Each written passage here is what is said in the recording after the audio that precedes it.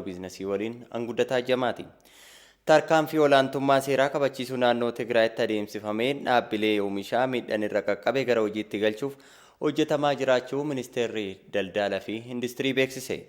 Miidhaa ga'ees adda baasuuf ministeerichi koree hundeessee gara naannichaatti erguu ministeerri daldalaa fi industirii obbo Malaakuu Allabal ibsaniiru.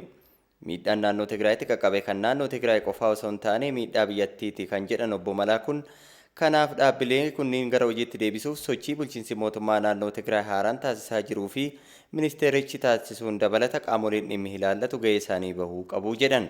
Dhaabbilee oomishaa kana gara hojiitti galchuun cinatti naannichatti rakkinni dhiyeessii oomishaalee bu'uuraa akka hin muudanne ministeerichi hojjechaa jiraachuunis himameera.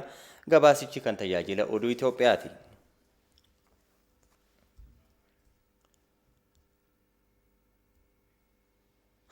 Baatii jahan darbanitti magaalota adda addaa keessatti lammiilee 800 oliif carraa hojii uumamu ejensiin carraa hojii uumuu fi wabii nyaataa federaalaa beeksise. Naannoleetti filannoo adda addaa fayyadamuu fi agarsiisa qopheessuun walitti hidhamiinsa gabaa uumuus ejensichi beeksiseera. Dabalata qabna. Mootummaan rakkoo carraa hojii biyyattii keessatti mul'atu furuuf xiyyeeffannoo kennee hojjechaa jira. Baatii jahan darbanittis magaalota adda addaa keessatti lammiilee 800 oliif carraan hojii uumamuu ejensiin carraa hojii fi wabii nyaata federaalaa kan beeksise. Ejensichatti dursituun garee dhimmoota kominikeeshinii aadde Abozzanesh Nagaash baatii jahan darbanitti carraa hojii uumuun karoora ol akka raawwatame ibsaniiru. ከዚህ ከ871383 lammiileen 800 fi 771 carraan hojii uumameef keessaa dhibbantaa 61 kan ta'an carraa hojii dhaabbii kan argatanidha. Kuni waan jajjabeeffamuu qabudha. Kanaan dura carraan hojii harki caalu kan yerootu baay'ata. Lammiileen carraa hojii yeroo argatan deebi'anii hojii dhabeeyyii si'a ta'antu mul'ata. Kanaaf carraa hojii dhaabbii irratti xiyyeeffannee hojjechaa jirra. Kanneen carraan hojii uumameefis damee maanufaakcharingii, huccuu, gogaa fi konistiraakshiiniitiin jedhameera. Lammiilee carraan hojii uumameef keessaa dhibbeentaan 41 dubartoota ta'uun himameera.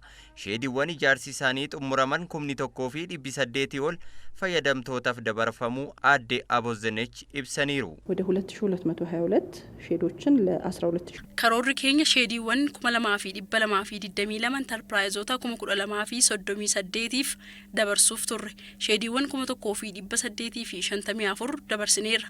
Sheedii ijaarsuu qofa osoo hin taane bu'uuraalee misoomaa guutamuu qaban sheediiwwan 1200 oliif guunneerra.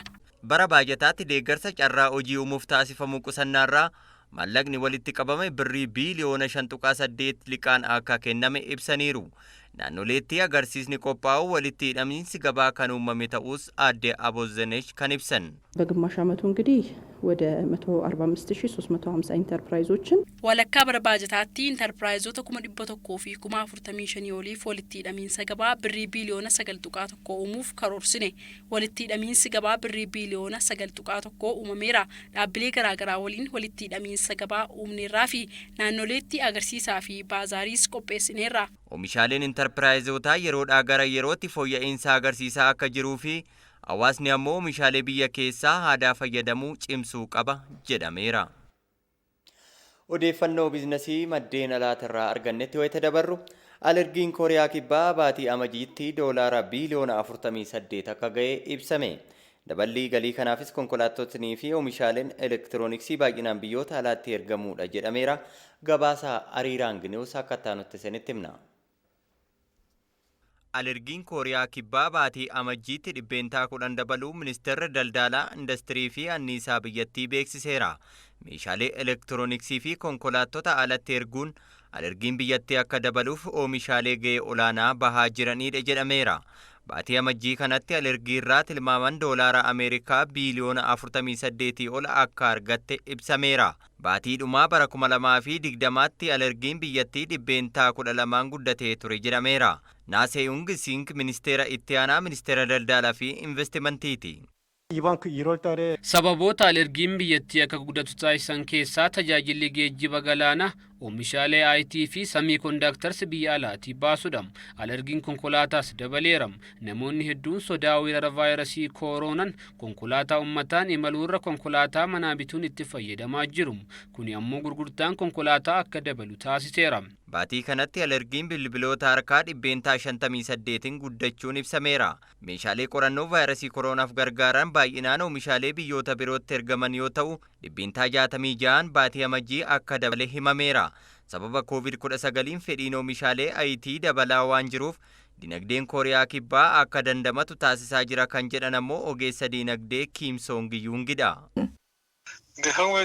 Talaalliin vaayirasichaa kennamuun amma tokko dinagdee addunyaa akka dandamatu gargaara. Sababa kanaan alergiin akka dabalu taasisa. Alergiin Kooriyaa Kibbaa, Ameerikaa, Chaayinaa fi Gamtaa Awuroopaatti 20% akka dabale kan himame yoo ta'u, kan Ameerikaatti ergame ammoo riikardii galmaa'ee hin beekne galmeessuun gabaafameera. Kabajamoo daawwattoota keenyaa odeeffannoon biizinasii isaa kanaaf qabanne kana fakkaataa odeeffannoo biizinasii waliin guddataa jamaan ture nu daawwachuu